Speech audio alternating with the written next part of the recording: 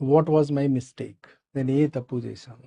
Year 2020లో నేను government of ఆంధ్రప్రదేశ్లో principal secretary general administration department which is responsible for establishment of IAS and IPS officer ఆ post నేను చేశాను. ఆ టైంలో నా దగ్గర ఒక ఫైల్ వచ్చింది ఫ్రమ్ డీజీపీ ఆఫీస్ నుంచి నా దగ్గర ఒక ఫైల్ వచ్చింది. ద ఫైల్ వాజ్ అబౌట్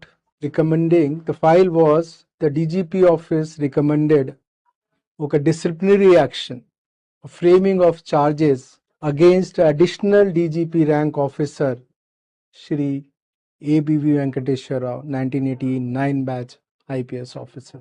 ఆ ఫైల్ చూస్తే ఫైల్లో ఉన్న చార్జెస్ సబ్స్టెన్స్ కానీ చార్జెస్ కానీ ఎట్లా ఉంది అంటే face of it maybe not according to civil services conduct rule కి అతీతంగా కనిపించవచ్చు. బట్ మనం అందరికీ తెలుసు మన దగ్గర ఉన్న సివిల్ సర్వీసెస్ కండక్ట్ రూల్లో చాలా ప్రొవిజన్స్ ఉన్నాయి, అది ఒక కోడిఫై ఉన్నాయి, కానీ నార్మ్లో కానీ ప్రాక్టీస్లో కానీ యాక్సెప్టబుల్. ఫర్ ఎగ్జాంపుల్ మా సివిల్ సర్వీసెస్ కండక్ట్ రూల్ ప్రకారం యాజ్ ఏ ఐఏఎస్ ఆఫీసర్గా సపోజ్ నేను ఒక గవర్నమెంట్ వెహికల్కి ప్రైవేట్ పర్పస్ కోసం యూజ్ చేశామంటే I'm suppose to inform the government and pay X amount to treasury. నేను 30 years ఆంధ్రప్రదేశ్లో పనిచేశాను. మనం స్లోగా మనం డిస్కస్ చేసినప్పుడు మైండ్లో ఎట్లా మనం we have made our mind that 24/7 మనం గవర్నమెంట్ పని చేస్తాం కదా, మొబైల్లో ఎప్పుడైనా సరే అవైలబుల్గా ఉంటాము, ఐప్యాడ్లో అవైలబుల్గా ఉంటాము, ఎప్పుడైనా సరే వర్క్ గురించి ఆలోచన చేస్తూ ఉంటాం. కాబట్టి ఇప్పుడు government and private life mix అయిపోయింది, personal and professional life mix అయిపోయింది. సో నేను సినిమా థియేటర్లో ఉండొచ్చు, నేను మాల్లో ఉండొచ్చు, నేను ఒక టూరిస్ట్ స్పాట్లో ఉండొచ్చు, I'm on job. So I must have government వెహికల్లో నేను యాజ్ ఎ ఆఫీసర్గా I must have visited large number of my personal work కోసం హాస్పిటల్ కానీ, థియేటర్ కానీ, స్టేడియంస్ కానీ, పిక్నిక్ స్పాట్స్ కానీ, ఫ్రెండ్స్ ప్లేస్ కానీ. ఒక నెలకి 300 కిలోమీటర్ కూడా అంచనా వేసుకుంటే ఒక సంవత్సరంలో 3000 కిలోమీటర్, 30 సంవత్సరంలో 1,00,000 కిలోమీటర్. సపోజ్ టుడే ఒక government frames a charge against me saying that మీరు మీ 30-year కెరియర్లో ఐఏఎస్లో 1,00,000 కిలోమీటర్ మీరు పర్సనల్ పర్పస్ కోసం గవర్నమెంట్ వెహికల్ యూజ్ చేశారు, కాబట్టి మీరు పెనాల్టీతో సహా 30 లక్షలు 40 లక్షల రూపాయలు మీ గవర్నమెంట్కి కట్టండి అంటే లీగలీ కరెక్ట్. నేను దీని అగేన్స్ట్ గా ఏ కోర్టుకి వెళ్తే no court in India, no court in the world will give any relief, because చట్టం ప్రకారం నేను తప్పు చేశాం. చట్టం సేజ్ మీరు ఎప్పుడైనా సరే యూజ్ చేసినప్పుడు మీరు ఎక్స్ అమౌంట్ మీరు కట్టండి. బట్ వీ ఆల్ నో ప్రాక్టీస్లో ఇట్ ఈస్ యాక్సెప్టబుల్. అలాగా సంథింగ్ సిమిలర్ ఇష్యూ అప్పుడు ఉన్న ఏబి వెంకటేశ్వరరావు సార్ ఫైల్లో ఉంది. బట్ ఫైల్ వచ్చినప్పుడు file is of senior IPS officer, నా నుంచి 5 years సీనియర్ ఐపీఎస్ ఆఫీసర్. ఎస్టాబ్లిష్మెంట్ ఫైల్ ఒక సీనియర్ ఐపీఎస్ ఆఫీసర్ చూస్తే ఆబ్వియస్లీ యూ గెట్ టెన్స్, ఒక మనిషి టెన్స్ అవుతారు. టెన్స్ అయినప్పుడు మనం ఒక బేసిక్ ఇన్స్టింక్ట్ కి ఒక ఫండమెంటల్ కి వెళ్తాం. నేను ఉద్యోగంలో వచ్చినప్పుడు ఏం నేర్చుకున్నాము అంటే ఏమైనా సరే డౌట్ ఉంటే, మైండ్ లో కాన్ఫ్లిక్ట్ ఉంటే, రకరకాల ఆలోచన వస్తే మీరు first the way to examine a file is చట్టం ప్రకారం కరెక్టా కాదా. నేను ఆ లెన్సే పెట్టుకొని ఎగ్జామిన్ చేస్తే ఆబ్వియస్లీ చట్టంకే అది అంతకుముందు ఎక్స్ప్లెయిన్ చేసిన కేసు లాగా ఈ కేసు కూడా చట్టంకే విరుద్ధంగా ఉంది, not alignment to civil services conduct rule. But so నేను ఆ ఫైల్లో as recommended by DGP office we may take action and initiate disciplinary action రాస్తాను. బట్ ఇప్పుడు నాకు అర్థం ఏమైంది అంటే నాలాగా సీనియర్ లెవెల్ ఆఫీసర్తో, అంటే ఆ టైంలో 2020లో ఆంధ్రప్రదేశ్లో మస్ట్ బి అరౌండ్ మీకు పర్మనెంట్ కానీ కాంట్రాక్ట్ కానీ మీకు అవుట్ సోర్సింగ్ కలిపి దాదాపుగా ఇంచుమించుగా 10 lakh ఎంప్లాయీస్ ఉండొచ్చు. 10 lakhs లో I must be the top 50 senior most employee rank లో. ఏజ్ లో చూస్తే అప్పుడు నేను ఇంచుమించుగా వాజ్ 49-year-old. అంటే ఏజ్ లో చూస్తే టాప్ 20-25% ఎంప్లాయీలో ఉన్నాం. సమాజంకి the expectation from me was, మీకు చట్టం ప్రకారం ఆ ఫైల్ ఎగ్జామిన్ చేయడానికి మీ డిప్యూటీ సెక్రటరీ ఉన్నారు, అడిషనల్ సెక్రటరీ ఉన్నారు, సెక్రటరీ ఉన్నారు, మీరు principal secretary. You are suppose to examine the file from the lens of ethics and morality.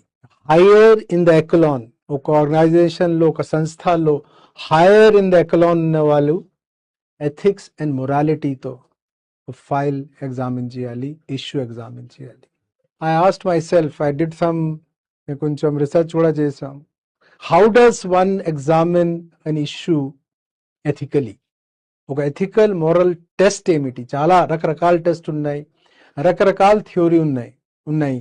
But the simplest and the most impactful examination, scrutiny of any issue ethically and morally is role reversal.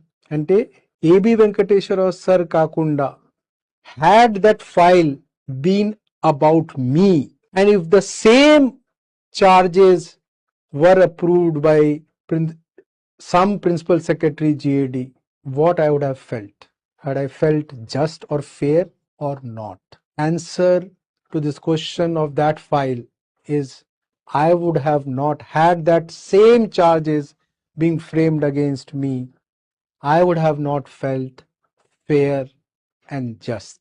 Therefore, that issue, if you examine that issue at the level of ethics and morality, it fails the test. That proposal should have been rejected. In 20th century, more I see Gen Zs, more I see understand the 20th century mindset of India, I understand people's expectation from everybody else is first put the lens of ethics and morality. I think that was the reaction. I think people who used to like me, people who used to admire me, they expected that Praveen at the age of 50, oka manishi principal secretary ayinaru, he did such a wonderful work in Guntur and Vijayawada as a municipal commissioner. He definitely at this age must have been wearing the glasses of ethics and morality. Same thing happened in the case of, very similar case, in case of Shri Krishna Kishore.